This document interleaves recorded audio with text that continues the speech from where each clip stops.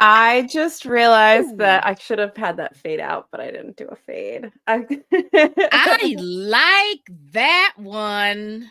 You It love was when a I little pick you a song. jazzy. Oh, I like Mhm, it. Oh, that mhm. was nice.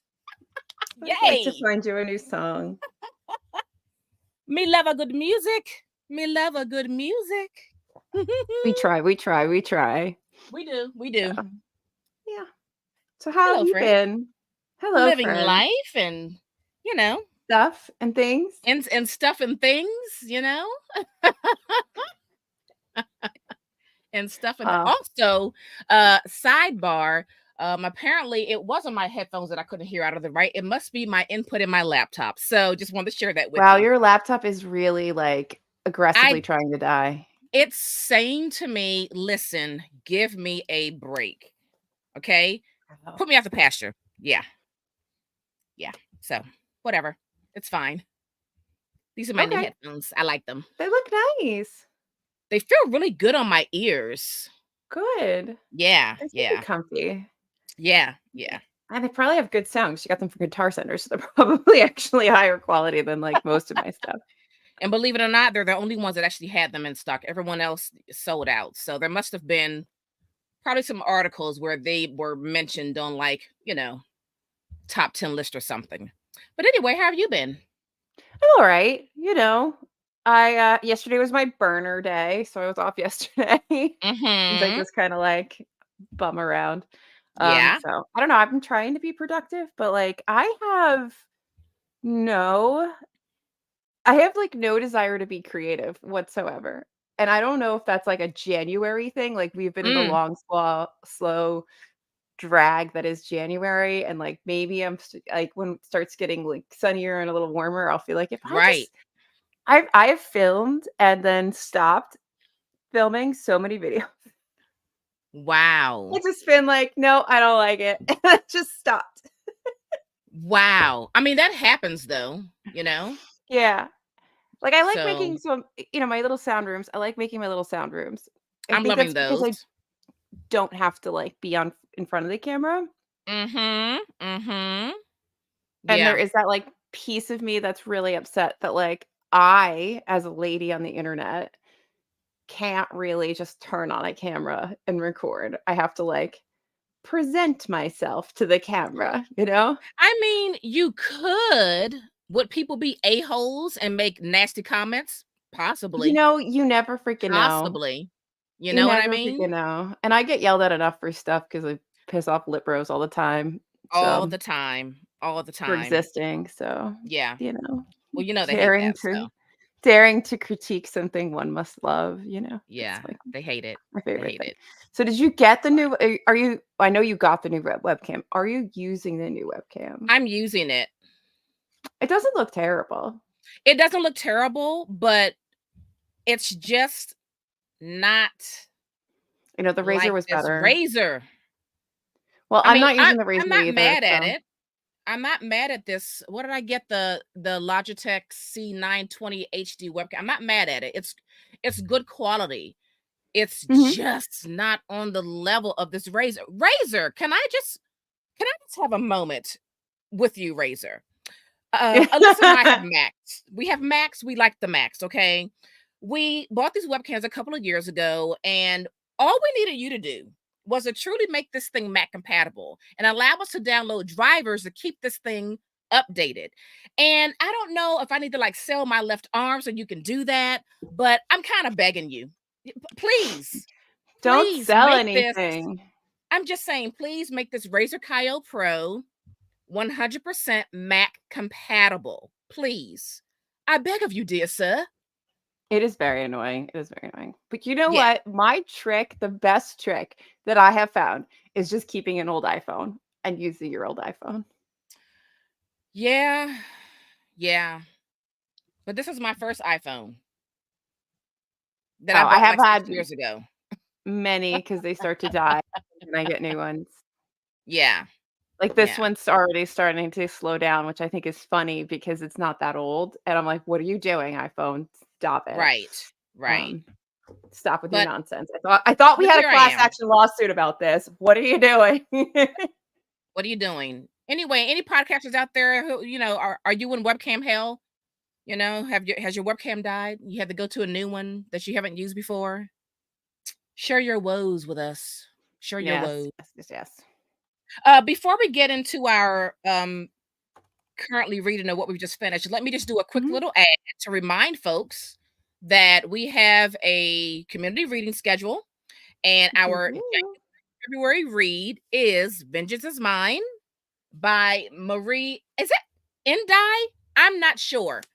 But this is the book if you're looking on video. If not, all the information of our reading schedule lineup is on our website, tbrlowdown.com. Join us, join our Discord to participate in the conversations and to expand your reading palette. Okay, ad over. Hello. No, Hello. ads are good. Yeah, I do this as well when it's not in use. But, yeah, Same. no. Though also, like, you can come look at my webcam. There's really nothing all that interesting in here. Right. Like, you're gonna be bored. Very bored. Very bored. Yeah. Hmm. But anyway, so what have you been reading? I feel like you've been reading a lot of Everything. things. I have. And one of those things, it's out now. Um, Today is February 7th. This came out yesterday. This is How to Live Free in a Dangerous World, a decolonial memoir by Shayla Lawson. I love And that cover. isn't it great? It is a Mhm. fantastic cover. I started reading this last weekend, and she has traveled quite extensively. And so she has these chapters that are based around like where she was living at the time or where she was traveling to. And I kind of like how she's threading all of these pieces of her life, and I'm enjoying what she's talking about. She had this one chapter and she was talking about the rise of Lizzo and this other Minneapolis artist, and she was talking about the importance of, like first, and that although you may not have been there to like witness the first, you're like witnessing like the after effects of it, and you're still in the know of it all. And I'm enjoying how she's writing. I like these short, very digestible chapters. She's not like bogging me down with like a straightforward life story. I feel like she's done this in a very creative way. Um, I'm enjoying it and I can't wait to finish it. So yeah, she's a very interesting person. She's had quite the Mhm. life, and yeah, I dig her. At first, I didn't realize that she had published other books, but when I got on Goodreads to look at the cover, I do remember that book that she had come out called This Is Major. I was like, "Oh, this is the same Shayla." But anyway, although I'm not done, I still highly recommend. It's really good. I'm enjoying it a great deal. Good. Oh, I I'm sorry. what? Thank you, La Tiny la Rep la. Books, for this advanced copy and for the final hardcover. Thank you. Okay. Very nice. I'm not very far into this, but it's also not a very big book. So, like, I'm like 20% of the way in or something, or 25% of the way in. It's a little book, but this is The Iliac Crest by Christina Rivera Garza. And Hmm. obviously, I'm not very far, so I can't say a ton, but this is sort of like a atmospheric, maybe horror. I haven't quite put my finger on exactly the genre of it.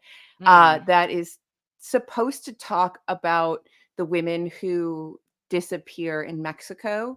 Oh. Um, so it's about this man, and he's an unreliable narrator, and he's living on the coast, and he's like a doctor at a hospital. And one night during like a storm, two women show up at his house.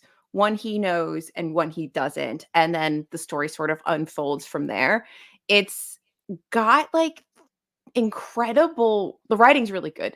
But the vibes of it are really wonderful. It's got this gothicy, haunted, what is Oh. happening? Who are these people? Are they alive? Like, is everybody dead? Like, I get this. I said, like, is everybody in this story dead? Like, it's just such a Mm. like unsettling book to read. And I just need like a nice quiet moment to really tuck in with it again. Because because it's the kind of book you really want to like totally focus in on and be like in I get the that. whole atmosphere and the Mhm. vibe. But like so I picked this up from my shelves because I bought it for 1 year for women in translation and then forgot about it because that's what I do. But I picked this up because I sent you that reel recently about like Yes, weird books, and another absolutely. one of her books was on there. So it reminded me that I had this here. So before I go traipsing off to get other books by our author I haven't started to read yet that I already have a book on my shelves for, I picked this up to try it. So if anyone's Yeah. read this, tell me your thoughts. But I'm making my way through it. You can tell I started at work because I have labels from work in it as a bookmark. But yeah, so far I have high hopes for this. Nice. I can't wait to hear your final thoughts on it once you're Yeah, done. I mean, I've I'll heard let a you couple of people know. talk about it over the years, but not many. Just a couple. Mhm. Just a couple. And I keep thinking it's this other book. Well, I keep thinking the title is Fixed Ideas, which is this other small book that I bought at the same time. But they're three different books. Mm-hmm. But for some reason in my head, I keep thinking like, do you like go through all the books you have that you're reading and you like kind of tick them through your head every time? I'm Yeah. like, Yes. and Fixed Ideas. No, it's not the Yep. book. Exactly. Exactly. Yep. Yep. Oh, Yes, sounds look good. it Sounds up, good. read it too, and then we could all talk about how great it is. Or not great. I mean, I don't know, it could be horrible. But I mean, so far it's really interesting. And like kind of the way things are being revealed is kind of nice. Like every Hmm. chapter, you know how you did you read A Little Luck, the Cody No. Pinheiro, the newest one? No. So it kind of has that like back and forth narrative where you get a little bit of story and then you backtrack a little and then you get a little bit more story. So it's got that Yes. kind of, I don't know what you call that. There's probably an Yeah. actual literary term for it, but like that seesaw kind of storytelling. Yep. So you get a little bit more with every chapter. And the chapters are actually really short. Hmm. Um, it's very interesting. So Hmm. I'm yes. intrigued. I'm intrigued. Okay. Mm. Righty. So anyway, so the main event, The main event. the Yeah. main event. Yeah. So we are finally going to wrap up 2023's community reads so that we can start 2024 Yes. Yes. finally fresh. Yes. So we're going to talk very briefly, I think, about Tentacle because you don't have any thoughts on this. And then we're going to go more into Miss Iceland. And I'm just realizing that I should have probably brought my book journal up with me to talk about Miss Iceland, but we're going to do it. We're going to do it out of the, I wasn't prepared. I was not prepared. I did not follow the assignment. I'm sorry. I'm just happy to be put out of my misery with one of these books. Well, why don't we talk about Tentacle because you really did not like this book, and I'm not saying that I did, but you disliked it so much that you couldn't even finish it. I had the most strange reading experience with this book, Tentacle. This is Tentacle by Rita, Indiana, and it's translated, is it from the It's Spanish? Spanish. I think she's. Oh my god, I'm not gonna get this wrong. Yes, translated from the Spanish by Aki. She's not I'm not Cuban. even gonna try She's that. Dominican. She's from Dominican Republic, right? Yeah. She's not from So Cuba. She's Dominican Republic. I I started, first of all, let me just say that I never got past page 41. Okay? It's very rare for me, all right? Now, what kept happening, and this has never happened to me before, every time I went to read this book, I fell asleep. I don't know what was going on with me in this book, but when I say every single time, I mean every single time I picked this book up and started reading it, I would fall asleep. That has never happened to me before, and I dreaded picking this book up. And if this was not a TBR Lowdown, you know, pick, I would have given up a long time ago. But I kept pushing, trying to read at different times of the day. Nothing. It was just very strange, very, very strange. It was like, what is this, melatonin? I don't know, but it wasn't working for me. It wasn't working for me. I can't honestly, I can't say if this was good or bad. I only got to page 41. I can't give an honest, Truthfully, you know? so I I'm a little upset about you not finishing it for one simple reason, because I Oh, want to no. know how you felt about the treatment of people of color in this book and the way that they're talked about. Because I feel like Well, it's very aggressive mhm, and kind of brutal, and I'm not sure how to feel about that, because mm, it doesn't feel, I can't tell if, okay, so basically I can't tell what anything is in this book. So I can't tell if that's supposed to be done to make some sort of statement um about the treatment of black bodies, right. or if that's some, like, flaw of the author, and their narrative, Mm, and right. I can't tell. And I did go on a bit of a um hunt on the YouTubes for other reviews, and let me tell you, there None? aren't many. Okay, So this is not something that, like, a lot of people are reading, so right, I couldn't get a sense of um how other people were reading it as well. So I'm a little right. bit, because there's a couple scenes that were like, just, and I would have to try to find them, but there's a couple scenes that felt very, I guess, heavy-handed in the Mhm, treatment of the characters, and I still don't know why. Um, okay. but I guess essentially this is, well, first of all, this is a punk rock Po book. So any Oh, book that is yeah, described as punk, I've learned yeah, that for me, mm-mm. And I'm not talking about, like, I guess it's not Books and Bow anymore. Willow. I guess if Willow describes a book as punk, that's an irrelevant statement in my right. ability to, like, decide off the bat if I'm going to like it. But I've learned that if it is billed from the publisher as a punk book or punk Yeah. novel, I'm not going to like it. Ah, okay, I'm not going to like okay, it. So okay. I New did not discovery like it. unlocked. So Okay. I've learned something about myself. So this was not a Mhm, wholly, fruitless endeavor to read this book. But there was some stuff that I thought was really interesting about what they were attempting to do with this book. So this book is like part climate change, part sci-fi, part like social commentary. Um, and it does this. I think some of the reason why you might be getting tired, and I don't know if you're there at page 40. You're not quite there at page 40, but yeah, the language is so abrasive too. Like, there's just, I don't know, mm, it's very aggressive, this book. But anyway, so it is, I just found one of my notes, and I'm not going to say it because I'm not going to say one of these words on the internet, and I don't say those not on the internet either. But it's okay, very aggressive language, I feel like, right. against queer people, um, people of color, and I don't know if it's supposed to be painting this world that's very brutal, or what. But what you end up having is your present day timeline. You have a main character who is attempting to become to transition, and they end up finding a way to do that with, like, some magic drug. Um, Right. but through doing that, they end up doing this sort of like dual time travel thing. And if this doesn't make any sense to anybody who's reading, that's because it doesn't make any sense. But it's an interesting concept to try to do time travel where you are simultaneously with the same consciousness in the past and the present, and Mm, it is very difficult to pull off.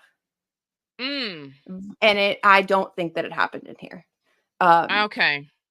so, like, I'm kind of glad that I read it, in the sense that I'm glad that I saw someone try to tackle something like this, because I don't think I've ever read anything where you have a story like that.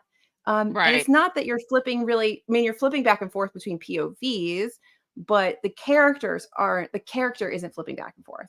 The Mhm. character is simultaneously living Right, these and lives right. in real time. And that's interesting, I but mean, that's really like, that does sound interesting, but also it but sounds like that's, if it's not done right, it's just a complete yeah. disaster. Yeah, it's a bit of a mess. But, like, that's Yeah. really about the only thing I have, like, I feel like this is a really crap discussion, because I don't really know how to talk about this. I mean, there is some, it seems like, looking into the history of the Dominican Republic. Um, there's commentary on climate change. There's stuff with like a weird. It's all like centered around this like it's not an amoeba. What is it? Some sort of sea creature that Mhm.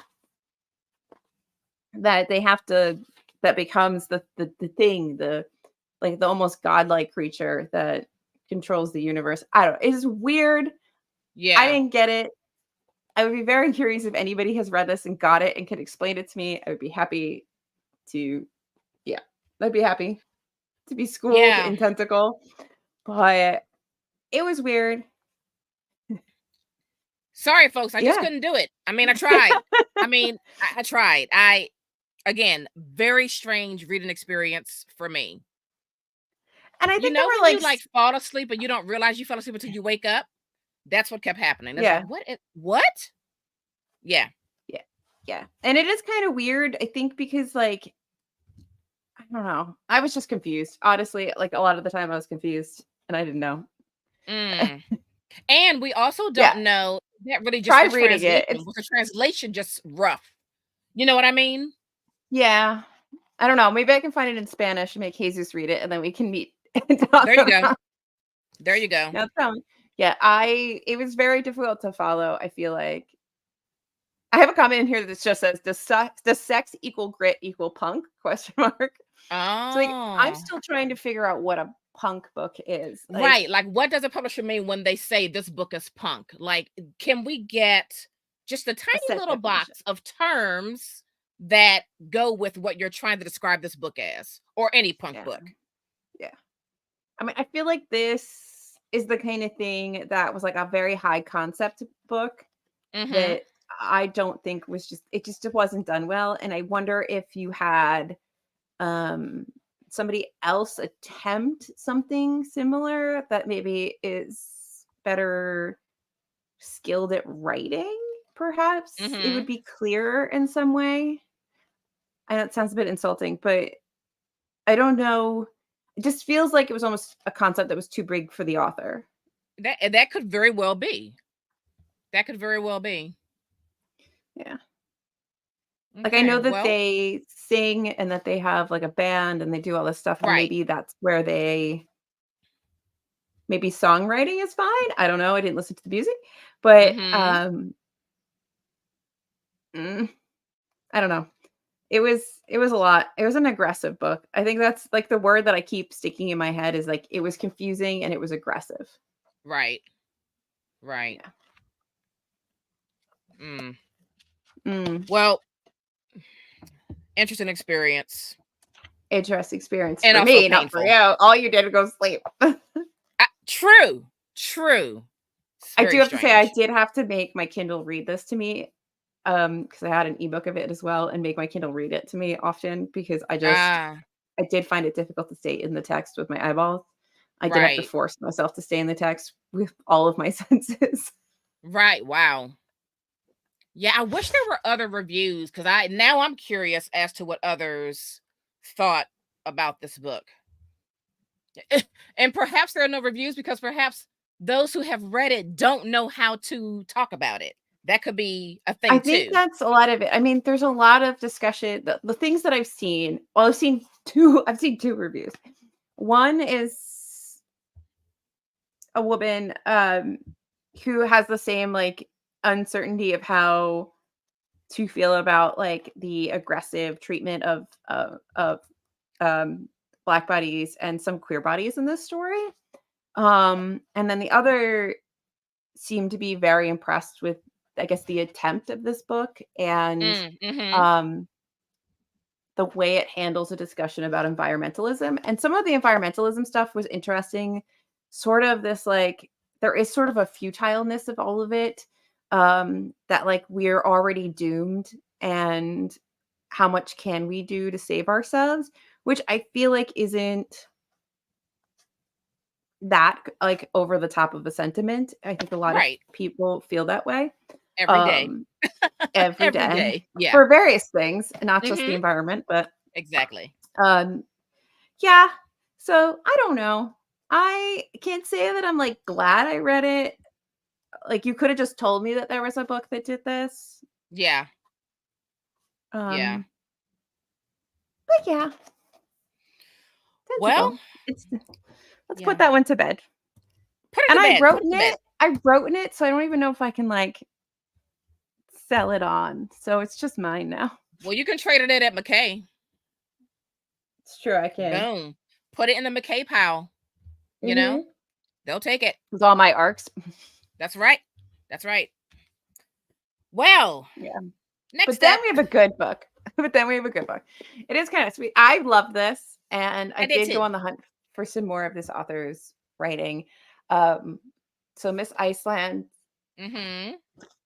translated from Icelandic. Love this. I sent you that video this morning. Mm-hmm. Was it Traveling Through Stories, where he Mm-hmm. You know, talks I about a love bunch. him. I just found him through this. Well, you know, Just that's why we read preparing for Ken this. because I learned about it from him. So, But he did a video about like 10 yeah, Icelandic authors, he and I was mentioned just her. he mentions her, and he helped me maybe say her name. I don't know how to say her name. I'm Um, not going to attempt it, but I'm going to salute you Uder if you try. Ava Uder Ava Ólafsdóttir. I've listened to it 16 times. I still can't do it. Mm-hmm. Icelandic Mm-hmm. names. Oh, it's like I feel like I sweat trying to say them. Yeah, I know the feeling. I know the feeling. um, but what I noticed from that list, and what I think is very interesting when we start to talk about Miss Iceland, is even in that list, it was so heavily male. I Male. think 20% of that list was female authors. And a lot of what It Miss says it in Iceland this book, doesn't it? is about the the maleness of writing, Yeah. especially in the 60s in Iceland, and Mm-hmm. also just how uh patriarchal, how like 1950s it still is in the 1960s in Iceland. And I'm sure there's really that much of a difference between the 50s and 60s, maybe even here in the US. Right. But I feel like we all have this very quintessential idea of what life was like in specific. If I say the 1950s for women, like Right. we all have an We idea, right? And exactly. that's what it's like. And this is so like I really like that the main character is kind of ambivalent. She she's Same. very flat. Like she just exists, and she's very one or two dimensional in the sense that like she has a couple things that she cares about. Otherwise, Mm-hmm. she's just kind of here. And Yeah. I don't know if that's what you have to do to survive. Like you just flatten yourself out so that you can put your head down and barrel through. Yeah. But I guess, do you want to give like a little blurbity blurb about what this is about, and then we can Yeah. talk about it So and more specifically before I launch off in my little ADHD brain into like 9 different directions. so our our main character, Hecla. I'm, I wish I had Hecla. audiobooks for this. Hecla, who I I I don't kind of think there adore. is an audiobook. There probably isn't. So she is an aspiring writer, Mhm. and she's got this childhood best friend that she's really close to, and he's queer. And we I watch love him. Hecla. I know we watch Hecla kind of, go through a couple of relationships. She moves in with this guy and kind of realizes this is not really what she wants to do. And we're watching her try to figure out how to get her works published. It's quite the struggle. And we're seeing how the people around her queer best friend, and she has another a very close friend who's a young married woman with children, and we're kind of watching her move through her life with these surrounding people, seeing how she makes decisions about what she's going to do next with her life, how she connects to these friends. And I think that's probably all I should say before I spoil something. Yeah, it is hard. We might spoil something. So, I Yeah. mean, I would Well, just we're go gonna read dig it deep, so and come back. Skip the whole tentacle part. Come back. yeah, because we're gonna spoil things. But I quite frankly found it refreshing that Hecla wasn't the typical female character who was just dying to, find a man and get married and have children. That was refreshing for me. And I don't know, there was a lot of beauty and freedom in that, and I appreciated that about this character. I felt like Hecla was like a camera lens to see and capture Iceland in this time period and Mhm. to capture the writing landscape in Iceland at this For time. sure. And she was everywhere she goes in this narrative, she's like showing us a little bit more of what it's like to live and function at this time. And I just thought she was just done so beautifully. You know, she's Mhm. walking around with this copy of Ulysses that she's trying to read in English. And Right. like, Oh, the mentions of all the she's books. She's written she has things that are published, but they're under pseudonyms.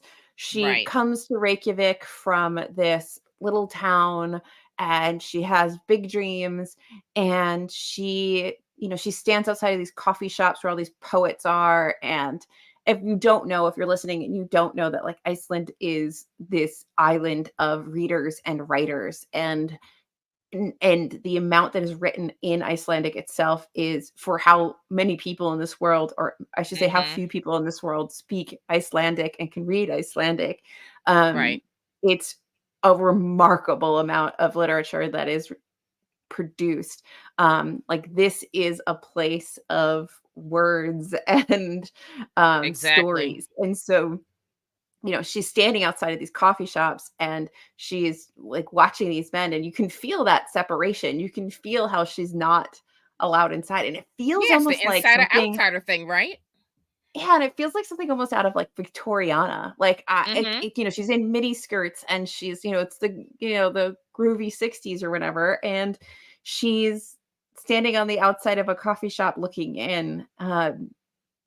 On where she wants to be, and she really Yeah. can't join in on that. So she has to kind of find other circuitous routes into achieving what she wants. Yep. But then she also goes and she visits her friend. And I do like how her friend's life story gets slowly revealed to us. But she goes to Mhm. visit her friend who's a mother.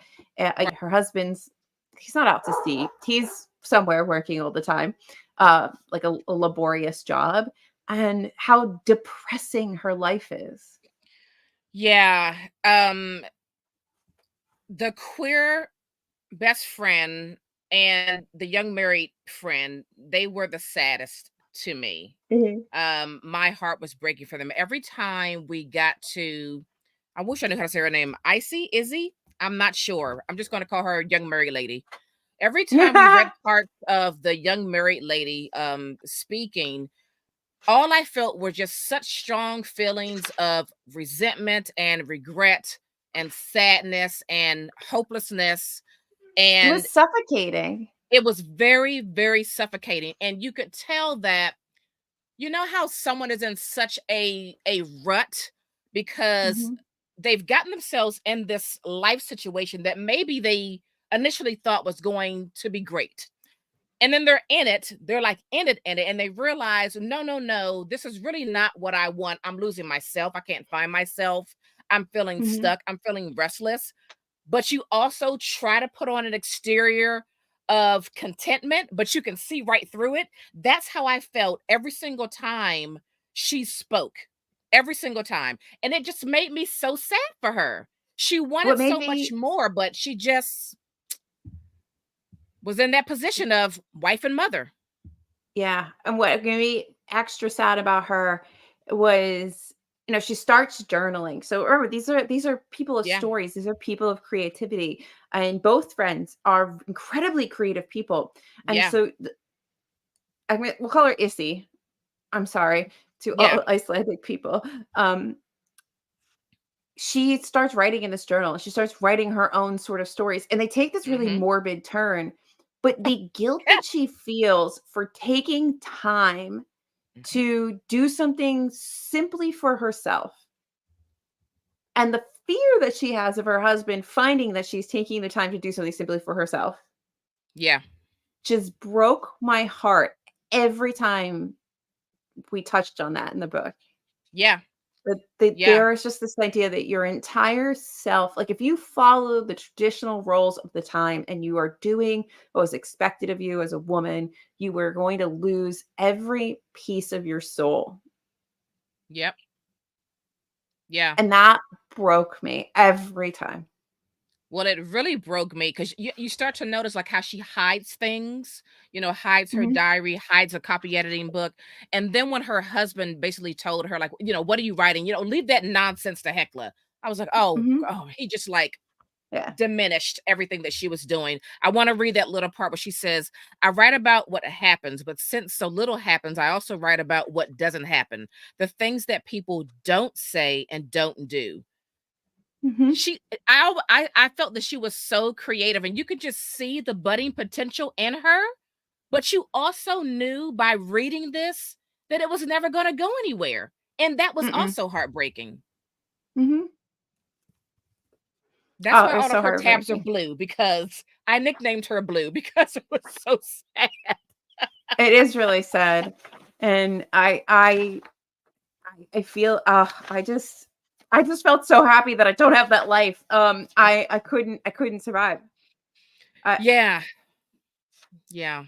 she's so depressed. She's just Very so much freaking so. depressed. It's hopelessness. And she makes those couple of mentions about um how she pours her coffee and does a cup reading. It's Mhm, just so solemn, just staring out into the void. It's just incredibly depressing. And you want mhm. so much more for her because you know that she wants more for herself. But how can you unwind yourself from this kind of situation? It's almost impossible. Yeah. I have a And then question. mhm, So I I love the queer best friend, and I also felt very sad for him. But I'm on the fence on how I feel about we only talked about his queerness.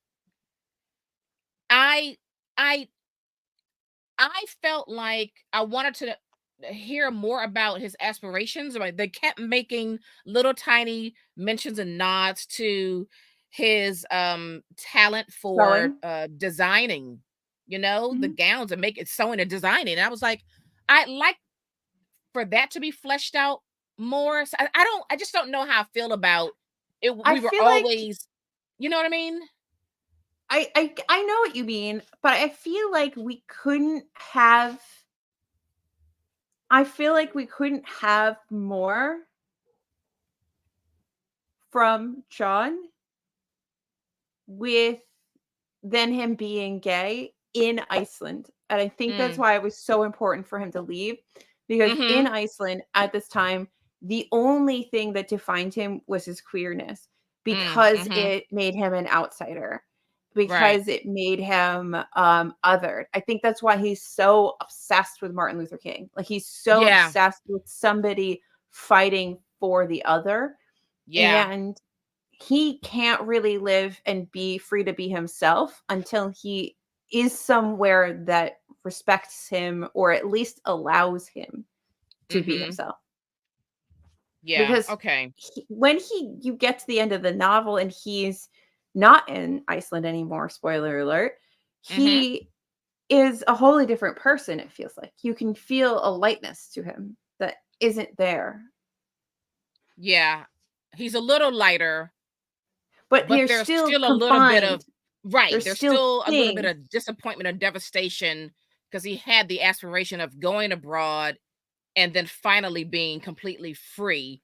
And that is not the whole case, but he's freer than he was in Iceland. Yeah. But I feel like he's so stifled and so squashed down in Iceland that I don't think you could get more out of him. I mean, Yeah. what does it say?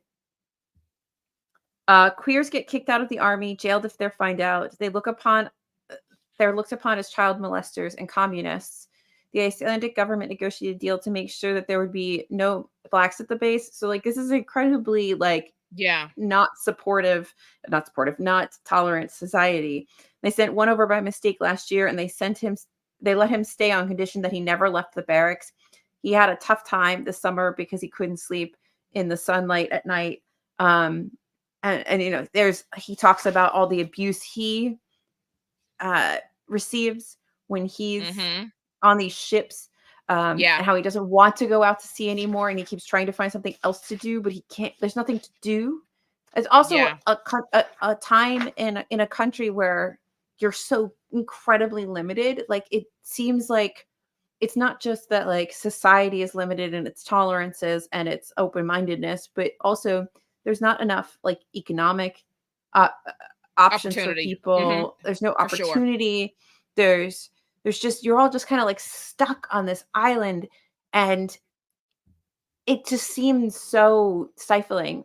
But you Mhm. have these stories. But you have stories. Right. Maybe that's why the Um, stories are so rich, you know? Perhaps. When he said, "I can't make sense of myself. I don't know where I come from. This earth doesn't belong to me. I only know what it's like to be pressed into it. I know how to Hmm. chew gravel." That's when Hmm. I just like That put the book down and just had to broke just take a second because breaks breaks. heartbroken. Yeah, Heartbroken. he's a really sad, sad, sad character. Yeah. Um, but I love how they take care of each other, though. I have They several take notes care of each about that. other Yes. in a way that, I mean, the fact they are more partners than anybody is partner with Hecla. Like, Yeah. they may not be romantic, but they do have a greater um they are soulmates. Yeah. Maybe not, sexually or even romantically, but they are soulmates. Like they are Mhm. two people that are bound to each other, and they do protect each other and respect each other, and it seems like they cover for each other, and They do. They they deeply are care for one for another. each other. Mhm. Mhm. And I really loved that they had that, because I feel like Hecla, she gets into the relationship with that twit, and that's fine. I don't even think she really cared. She was just kind of going through the She motions of didn't. It was things. very And convenient, you know what I mean? and she never really, she wasn't looking for whatever he was looking for. Though I do Exactly. think the ending with what she does with him really pissed me off. But Okay, we'll get there because we'll get there. because We'll get there. that made me angry. But Yes. Same. but Same. I mean, I there's also yeah. but we didn't even talk about like Hecla getting this job as the waitress and how just Right. disgusting men And the are. grubby little men and Like having to grabbing deal on with all of that. everybody, and But how you know what I everybody's thought? shocked. Mhm. I was like, "Oh, typical. Typical. I said, That "God, never I hate changing." men." There's just like there's a comment somewhere that's just like, "God, I hate men," and then it's just Right. It like was like it's some typical. passage about some old man being gross and like Yeah. trying to like chat her up at work or like Mhm. touch her at work and all this stuff. It's disgusting, and I think like I feel like so like I don't know what it's like in like Virginia, Maryland, DC, but in New York, every year you have to do sexual harassment training, and it's from the state, and it's this long fucking thing. Yeah. And everyone's always like, "Why is it this long?" This is why it's this long. This Hello. is why. Yeah. Because people don't understand that it's not appropriate to behave this Yeah. way at someone's it's not appropriate to behave this way, period. It's especially not Period. appropriate to behave this way at someone's place of business. Mhm. Please stop. Full Please stop. stop. Please End of stop. sentence. But they won't. Yeah. They won't. It's Yeah. disgusting. But I Yes. did not like the boyfriend. I found the boyfriend very annoying, very Well, he um was pathetic. he was incredibly pathetic Yeah. and so emasculated by the fact that Hecla has when he finally finds out that Hecla is a fellow writer and a better writer at that, because she's actually published some things and he hasn't published a damn thing. Oh, let me And read it for the people. and some of those things he's read, and he was like, "Oh, we were trying to figure out All who of the that person poets have was." read. Yes. Yes. And so in the book because what happens is when they meet, they're dating, they live together, but she did not tell him off the break that she is also a writer. He's a poet, but she never said, "Oh, I'm a writer too." That was never the case. And so you already knew that when this comes out, it's going to be ridiculous. And That's as why we the ending made me so suspected, mad. it was that. So let me paint the scene. She's up late writing. He gets up, he asks her what she's doing. He asks, is she writing? She says yes. And it all implodes from there. He asks if she's been published before. How many things have been published? Yeah, it's all going down. And he says, here I am struggling to get published, and my girlfriend, Miss Northern Lights, as the queer calls you, Girlfriend. has been published in all of the country's top newspapers and magazines. He is so devastated by this.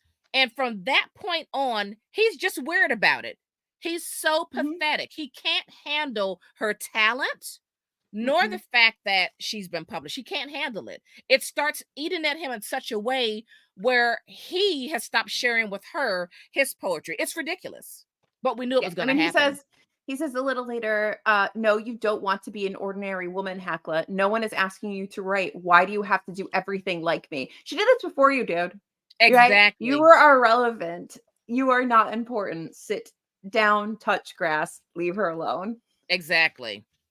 It's just so pathetic. Oh, so he was so irritating. So that ending just pissed me off. The ending, I was like, I need to call Miss Auður, because I want to.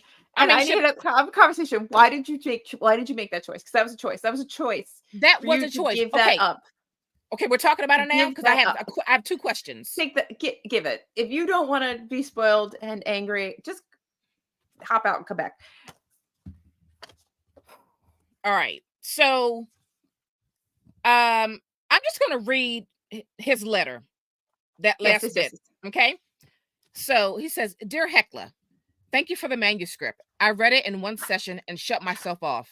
I had it in the taxi so I could drive into it between fares. I was surprised by your request to use my name on the cover of the book. Nevertheless, I fully understand that you want the book to be published.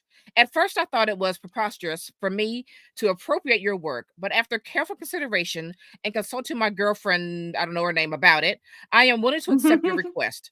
The book shall therefore be mine." And then he signs his name. And so my two questions were, question number one, was she so, because at this point she's had a meeting with a publisher who, just couldn't, publish her book for all the standard typical reasons that they give you, all BS. And she's been actively trying to get these novels published. And so question number one is, I was like, okay, well, was she so desperate to get published that she felt like this was the only way by using his name? Or question number two, because he mentioned in a previous letter that basically he stopped writing poetry because he has nothing to say. So question number two was, did she do this to kind of reinvigorate him so that he writes again? I hope not. Those are my two questions. I hope not. I hope it was just like a decision that if this is the only way I can do this, this is how I'm doing it. Right, because this is how the book ends, folks. This is the very last thing that you read. Also, why don't you just publish under a different author's name? Because she did before, correct? Because you've been published. It's not like you've never been published. This choice irritates me. To no end. It burned my hide, if I'm being honest. It just made me so angry. It lit me up. Me up. So, yeah. I mean, I really enjoyed this book a great deal. Now I've got to read her other stuff. I thought the mother, I thought the poet's mother, she was strange in a way, but I kind of liked her. So that was a interesting little foray into their little vacation. Well, it turned out to be a little winter vacation with his mom. She was very what a very terrifying idea. Because don't they get snowed in? What a terrifying situation. Yeah. Absolutely not. I would be like, I'm only going to my in-laws during the summer. Right. But there was that part where he took her to the gravesite of his father and brother. And I started to wonder, because when they get back, the mom was like, did you show her? And he made this comment, and I'll have to dig through and find it. But I started to wonder, has he been living in the shadow of this brother who was the firstborn? Or Probably. is the loss and the grief of losing that child so heavy that it's just basically overshadowed everything in that family's life? And did that contribute to his deep insecurities? I just had a lot of questions about the relation I mean, between the death of his brother and, you know. it's probably a mix of both, because all of that those are complex emotions. Yeah. But I mean, this is definitely a character. This is a person who is like deeply insecure and has a lot of things that they are attempting to uh I don't know, work with, or work through, whether they're actively doing it or not. There's like a lot for them to process. Mm-hmm. Um, so I would be surprised if it was a very complex set of emotions that he's going through with his brother. Yeah, But because he does I just want say, to he say, says, I'm sorry, go ahead. no, you go finish with that, because I'm going to switch to a different sort of Oh, section. because while they were there, when he and Heckler were at the grave, he says, I sometimes feel like I'm lying there and he's standing here, which is a very, well, to me, it felt like a very dark statement, a Yeah, very dark, heavy statement. there's a lot of dark and heavy in this book. Yeah. So nearer the end, and some of the letters, we have the letter from Isa, or Izzy. Is he? Then I can't do it. Um, and she's talking, and she says, I'm a 22-year-old mother of two, and there's a streak of melancholic nostalgia inside me. And that really made me sad, because Yes. that's not just like I have an a potential that's never going to be realized. Mm-hmm. Um, but also probably postpartum depression that's never going to be treated. Mm-hmm. And like brimming under the surface. But then the following page, John, uh, I'm a foreigner in this flat country. DJ Jonathan, uh, I'm a guest on this earth. I was born by accident. I wasn't planned for. Sometimes I'm tired, Hecla, of existing and not off, conk out for a whole month. Yeah. And I just, he is, even when he gets some space, it's never enough to truly exist. Mm-hmm. And it just, he is such a sad character. And I Yeah. feel like this isn't a book that, if you're looking for any amount of queer joy, it's not going to be It's there. not here, hun. And, Nope. and I don't think it's done in like a way to just like highlight trauma. I think it's done very deliberately to show just how exhausting it is to exist in a world that thinks that you are wrong, Mm-hmm. and that, I mean, he says, I think even later, that he doesn't believe that there will ever be a time where he will be accepted. Like, it's as likely as walking on the moon. And like, it just, that's how far fetched it is to him to be treated like a human being. And keeping on that same point, that is why when he and Hecla are talking and he's saying to her, when you write your book, he says, make us lovers in the story, Hecla. Make what Mhm. isn't going to happen happen. Let the words become flesh. Make me a father so that I leave something behind. And then later on that page, he says, even if the world can't accommodate a queer Hecla, it can at least find room for a female writer. And I was like, I'm going to bawl in public. It just, He is the biggest supporter of her. And so I tell you, this yeah, is like, they are the best love yeah. story that I think I have ever read. I And they agree aren't romantic. 1000%. The Mm-hmm. best non-romantic love story. It is Yes, so beautifully done. And yes, I want more stories about soulmates that aren't romantic, because I think yes. so many of us have those people in our lives that like you would burn down like a city for them, and they're not your Absolutely. partner, they're not your romantic interest. And if your romantic interest had a problem with that person would be gone, not your Eh, your person, you know? bingo. And there's Bingo. so many of those relationships, and those I think are some of the best relationships. It's Mhm. actually something I talked a lot about with Jess Owens, and I have talked about this a lot with in Mhm. relation to female relationships and Yeah. having gal pals and having that connection with a group of people. And I think Yeah. I'm going to go off on a whole tangent here, so bear with. But I feel like I've been thinking a lot, and I've been seeing a lot more of people that seem to also be thinking along these lines, that in now that we're 3 or 4 years out from COVID, Yes. this idea that, like, we haven't returned, many of us don't feel like we've ever returned back to ourselves. Like, I feel very lost. I feel not myself. I think it's half Mhm. part of this not wanting to create that I talked about at the start of this episode.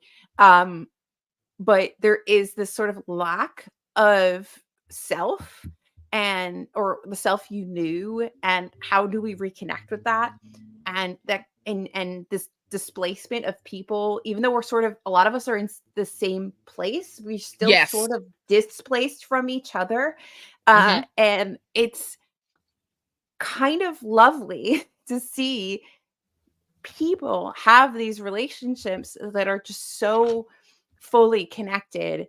And it also is very sad to read because I realize, like, how disconnected I am from the people that I have those relationships with, and Right. how much I long for those relationships in my real life. For Welcome to my sure. therapy session. But like Jess and I talk Yes. about this all the time, how like we miss having gal pals because she's a Yeah. military spouse, so she's everywhere. And Mhm. like I not a military spouse, but like I've become very separated from all of my people. I think a Yep. lot of us have grown up, and you reach an age and people sort of disperse, and You have your own lives and things get real. They get real. you're not like 10 minutes away from everybody where you Abs can walk and just go see Mhm. everybody. And Yep. I I miss and long for that connection, and I think that's Same. something that a lot of people have. And I want more books that talk about that platonic romance, Yes. that platonic soulmateness that Right. like exists in the world, and like maybe we can like bring it back with that, like Right. reconnect people. Spitting into the Absolutely. camera. But anyway, welcome to my therapy. I'm right there with you, It's a really good book. Please pick it up. It's so it's surprisingly so good. fantastic. And you know what? I really felt like this story just flowed. It just flowed. It was a very easy read. It's a very readable. Although they're Mhm, like heartbreaking moments, but like it's a readable book. And mhm. you see all these tabs. I've got so many things highlighted. There's just so many wonderful passages and statements that are just thought provoking, that bring out so much emotion in you. This is just a wonderful story. It is a beautiful story, and, um, I agree with this. I think that soulmate connections are so rare, and I think that Yeah. so to continue my therapy session, thank you everybody. I I have found that I've been reading a lot of, well, not a lot because I haven't read that much this year yet, but like a lot of what I've read this year, there has been this nostalgia for not now. Like kind of over the like meaningless interconnectedness of now, and I Mhm. long for the slower, more actual meaningful connections that we used to have. Like I Yeah. miss letters. I miss not that I like talking on the phone, but I kind of miss that in not Yeah. a now way where it's like you can call me anywhere, but like only when I'm home can you call me. And um I don't know who it is, and there's almost like a surprise element to it. There's Mhm. I kind of miss a little bit of slowness. I miss that you can't get me all the time. Yeah. Yeah. And I miss that we have to like go places and see each other, and like that's how we interact. And I know that that means that like you and I wouldn't have a relationship, outside Mhm. of things. But it's like there's still like, how do we reclaim that in a modern Yeah. society where everything is like algorithms and internet and And just fast, fast, fast, fast? Yeah. on all the I don't time. know how we do that. Yeah, I think that's why a lot of us feel exhausted, because everything and we are always on all the time. And because it's everyone's got the button on, you Mhm. don't realize that your mental and physical exhaustion is a big part of that. You just don't realize it Mhm. because everyone is on all the time, and it seems like it's the norm because it is, but also we're not realizing how it's just stripping things away from us. Mhm. You I mean, know, it's I've found exhausting. old letters between me and, like, my girlfriends growing up, Hmm. and they're literally written like love letters. Yeah, but that's how women are. I know, like, That's you how were we really are. bearing your soul, and, Yeah, like, I kind of miss that kind of connection, and now it's I don't know, it's such a weird time to live, to be so interconnected and yet so far from everybody. yeah, It's just bizarre, it is. and I think we talked about this in another episode where I this whole idea of algorithm and, like, our realities aren't even the same because we live in It's this so trippy. algorithm world that, like, Yes, I what I see and what you see and what is my reality is can other be. than the things I can physically touch, like, our Hmm. realities aren't the same. Yep, So that causes disconnect. absolutely, absolutely. This is not where I thought we were gonna go, but I like But it. I'm digging it. But it's making a lot of sense, and you're absolutely right. You know, Yeah. my cousin just like randomly called me a few weeks ago, and it was so lovely because it was just a random phone call in like the middle of the day, and we talked for like 2 hours, and we Mhm. just had not done that in so long. I was like, wow, I really missed that. It was just such a nice conversation, just out of nowhere. Yeah. I don't know. I don't Like, I know. feel like we almost share too much with each other. Like, I should never have this much connection with everybody. We do sort of need a curated connection with people and not in like an Instagram feed kind of way, but in a like, Mhm.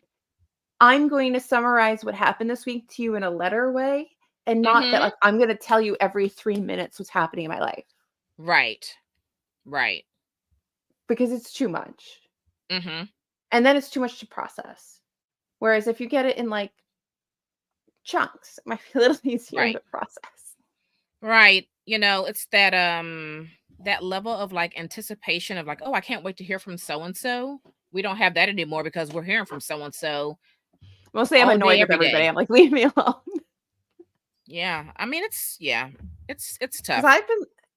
I've been so overstimulated more and more the last couple of years, and I'm sure some of that is because, like, I've never really gotten a break, like, I didn't get work from home, I didn't get anything, Right. right?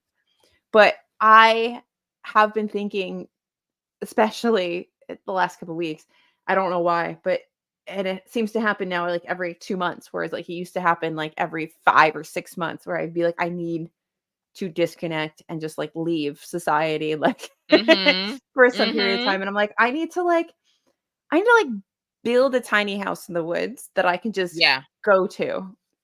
Just go Yes. to. Like, when I just need to escape, go Yep. there, spend a night or 2, become human again, come back. Yeah. Yeah, for sure. Yeah. Yeah. You never knew what people were doing, you never saw them, but, like, everything worked, everything was fine, you got updates, Everything was perfectly fine. but you got to, like, focus on your world in front of you in between Mhm. those times. Yeah. Yeah, And I you miss got it. to miss your friends. Not in the way we miss them now. This is a different kind of missing. Um, Mhm, that feels very sad. mhm. Um, but I don't know. We're so deep in this culture.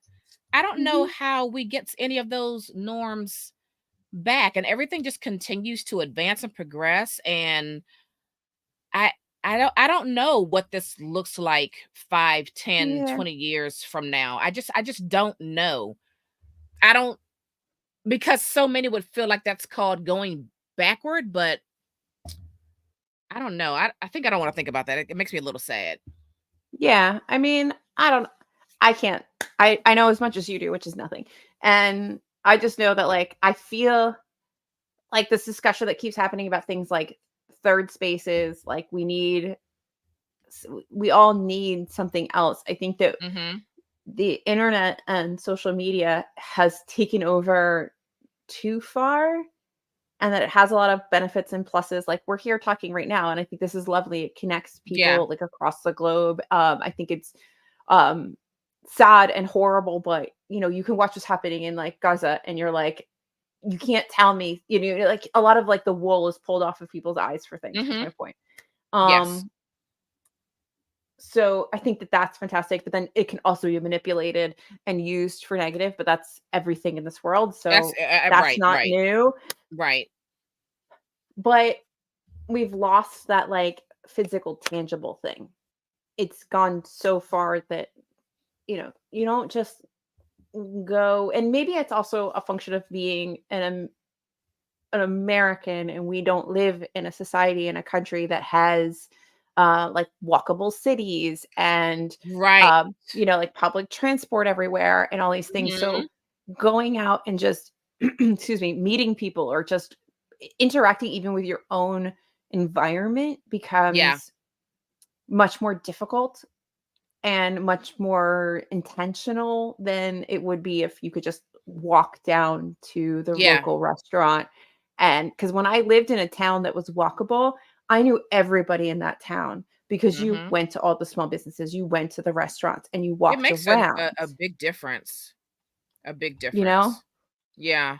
Eh, Yeah, people would. This is the thing that I think people. I didn't have a phone once. Once I my phone died sometime back in like 2006, and I just didn't have a phone for like 6 months. It was glorious. And and it drove my ex nuts.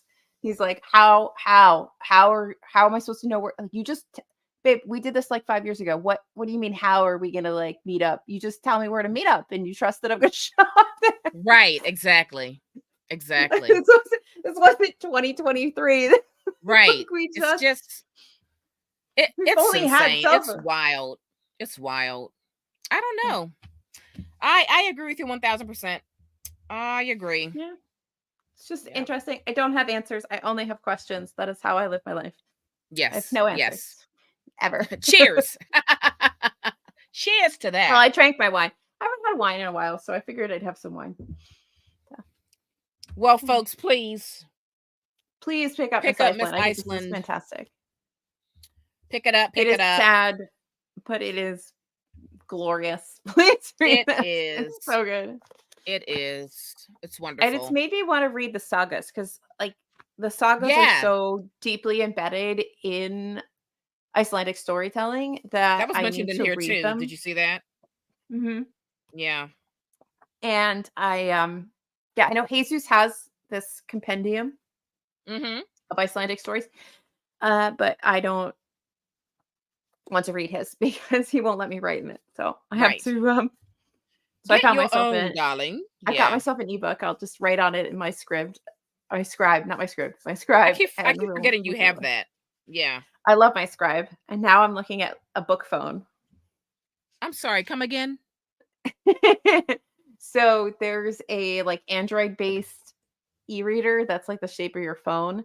And the only reason why I'm looking at this, and I guess it does connect, is because sometimes, because I immersively read most things, I like listen and read along at the same time. Mhm. Usually just to enjoy the experience more, but with Tentacle to attempt to actually finish this book. Right. So I've been having my eye on this for using for audiobooks so that I don't also scroll on my phone. So I stop spending so much time on social media because it doesn't have social Mm. media. So it's just like my Libby app and my Audible and like Scribd, which whatever Scribd is Interesting. called now.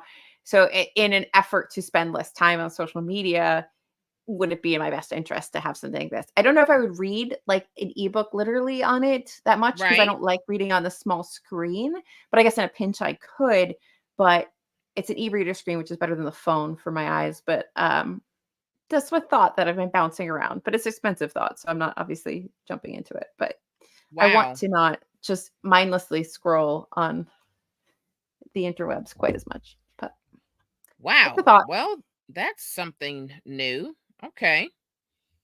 Yeah. Oh, Hey, that was a lot. We interesting. unpacked a bunch. We did. Thank That you. was Thank therapy and you. a TED Talk, and I'm here for it. You never know what you're gonna get on a live.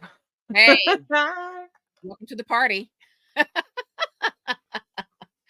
Is it time to recommend some books? It is time to recommend some books. Okay. Would you like to go first? Sure. I'm gonna recommend Madame Restell, which is a nonfiction book about this abortionist in the 1800s in New York. And it's a really interesting read.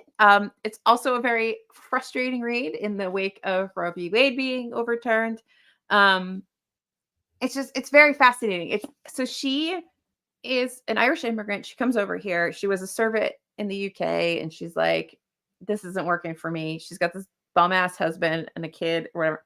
So she comes here. The husband, she gets a second husband. That husband, he did whatever. So she comes over here, and she somehow like gets hooked up with this basically pharmacist, like compounding pharmacist that like works in like the neighborhood where she lives. She lives in like a really shitty neighborhood of New York. Lived in Five Points. And she had thought she would come over here, and she's a really good seamstress. She could like make a life for herself as a seamstress, but it turns out a lot of people have that thought. And so she gets here, and let me tell you, the passage, harrowing. I guess I just never really thought about what it would be like to cross the Atlantic in like Right. the 1800s, not on like a Mhm. steamship. Terrible. And anyway, so she gets here, she like kind of hooks up with this compounding pharmacist, and she realizes that like she can do these things. She knows some stuff. Right. She can make some, birth control, abortive things, like stuff for the women around her, because I mean, if this is the time period where like women just had babies all the freaking time because you couldn't, there was no contraceptive really. There was nothing, Yeah. like if your man wanted to come home and rape you, it was fine.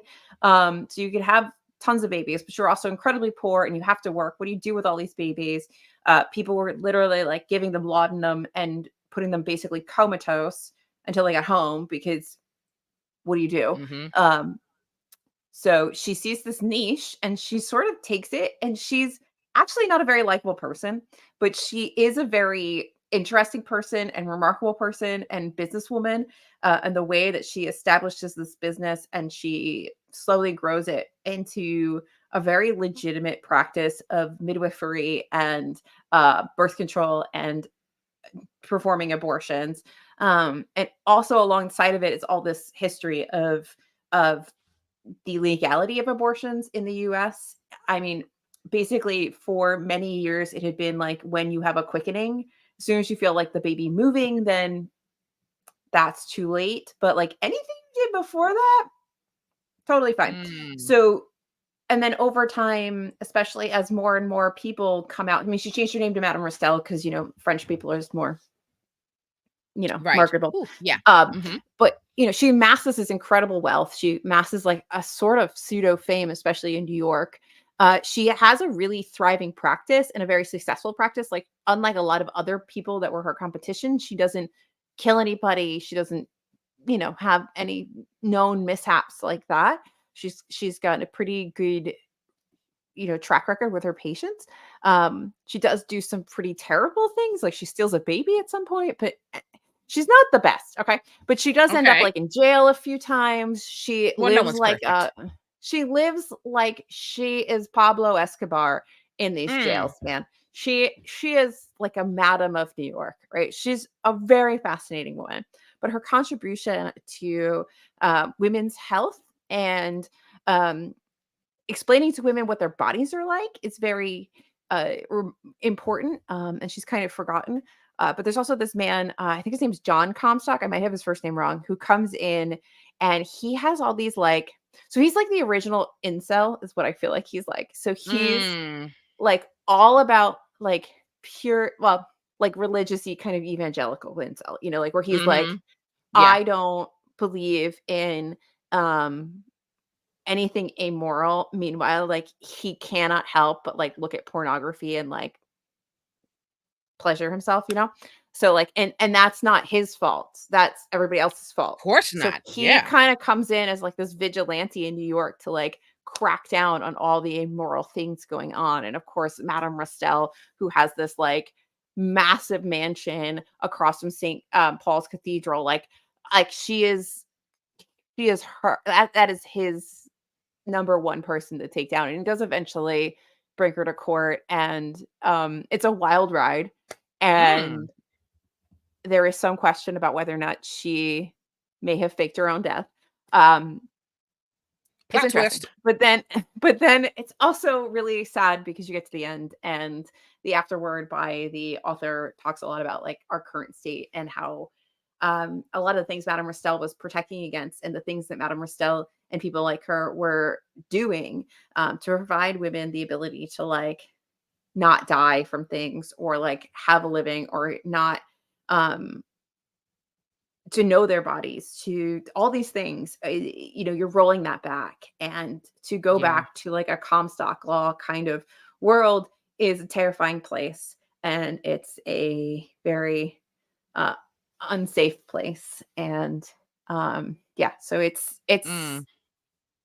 yeah, it's a lot, but it's also very interesting, and she's really not likable. I just want to make sure that's clear. Mm. She's Mhm. not a hero in any way, but if she had been a man, she would definitely have been looked up to as, like, an astute businessman. Like, we would be Right. celebrating her, like we celebrate, like, robber barons and all other people that aren't Yeah. great Yeah. people, but made a lot of money and happen to have a penis. So, she's definitely very interesting. Like, she had this house system, so with her second husband, where, like, she had, like, a tunnel system between 2 houses, and she had her husband had his own business that mirrored her business. So Uh-huh. one, you could go in on a different street and go through the tunnels to go to her house to have an abortion, and you wouldn't know. And then he Oh. didn't do abortions; he just sold things, right? Like medicines Oh. and stuff. And then if she was in jail, he could still operate the business under his own business, and she had her own business. Oh my goodness. Like, she was smart. I may have to go get that You book out of have to the read attic. this. It is I need to get that out the attic. my Huh. biggest complaint is that there aren't pictures. I want, like, Mm. I know that, like, there would be that many pictures, but, like, give me some scenery, give me some something, give me a little something, something. Like, you Yeah. talk At about least seeing the house and how that was all done. yeah, I had to look that up. It exists. There's drawings. Like, give me something. Mm. That's what I'm kind of gives gonna me a have to little go bit of pull that Women's out the House. attic for sure. Do it, do it. It reminded me a bit of Women's House of Detention with, like, Mhm. how differently she's treated than Yeah. like a lot of the women we read about in that, because she has money and she can, like, they come and arrest her and she's like, wait a minute, I'm gonna change and I'm gonna, make it like I make it appearance. I'm putting something forward. Yeah. As opposed to being, like, hauled off the street. Mhm. So very interesting book. I Mm. enjoyed it.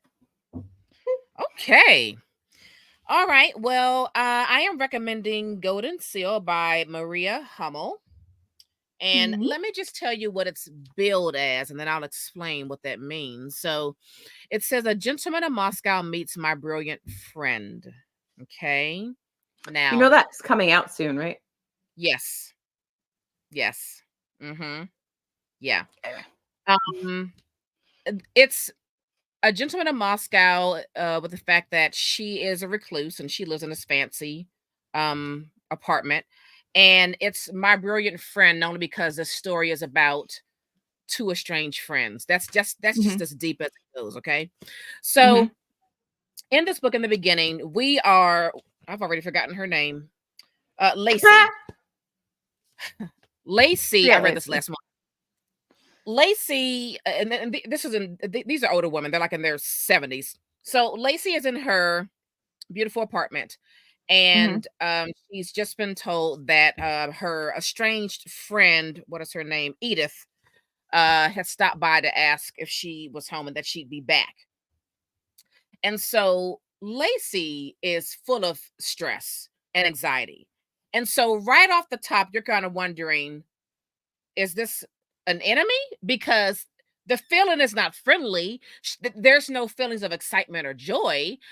She's making all these snide comments and remarks. And so we're trying to figure out, well, what's going on? So when Mhm. Edith shows up, this is strange friend, they haven't seen each other in like decades. When she shows up, we start to get a little backstory from each of their individual lives, how they grew up.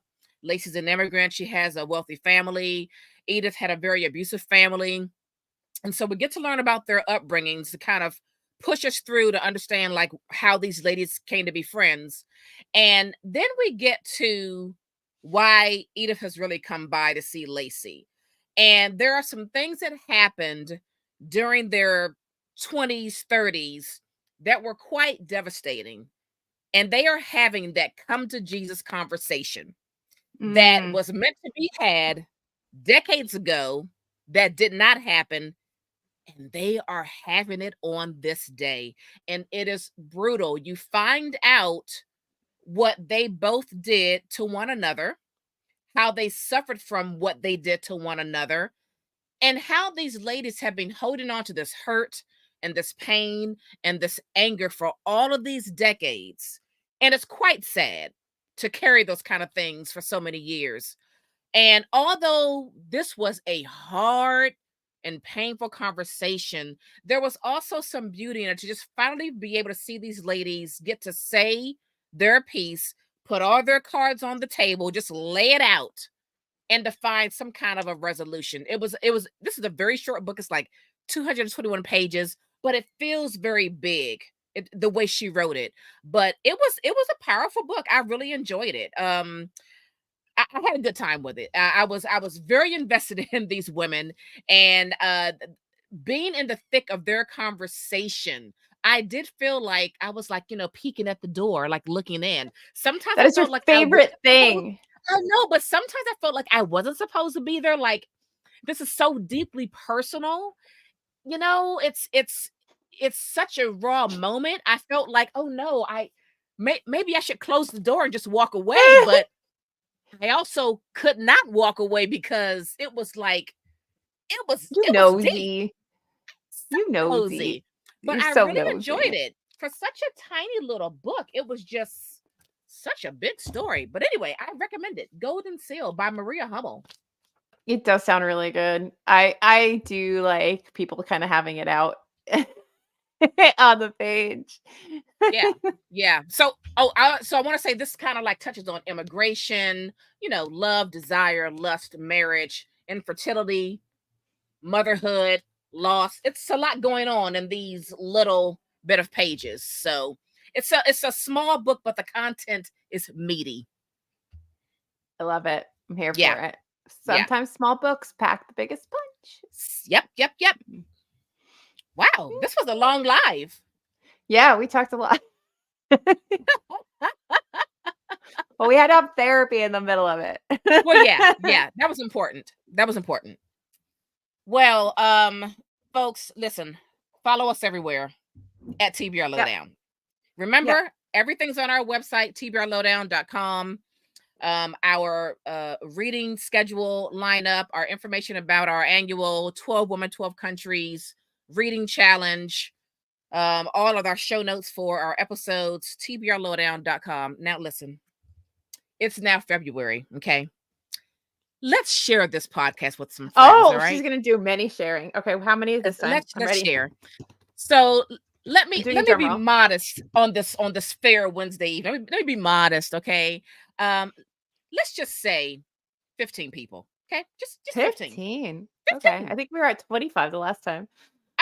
I'm being modest today. Okay. 15. Right. Yeah, let's go for that.